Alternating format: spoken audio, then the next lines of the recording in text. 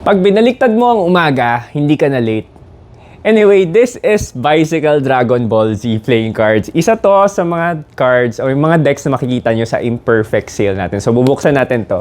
You have Goku in the front at ito naman yung likod.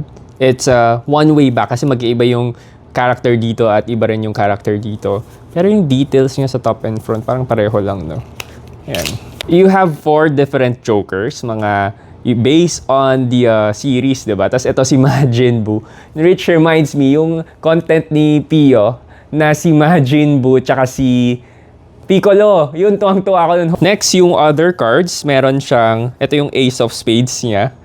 Tapos yung mga numbered cards niya, yung iba merong custom pip yan sa gitna. Yung iba naman standard lang. And then, here are the other aces na may custom character sa gitna. So, ito yung base dun sa mga character sa series, diba? Sila pa rin yun. Piccolo. Sana makita ko si Piccolo. Tsaka si Majin Buu, tuwang-tuwa ako talaga dun sa dalawang yun.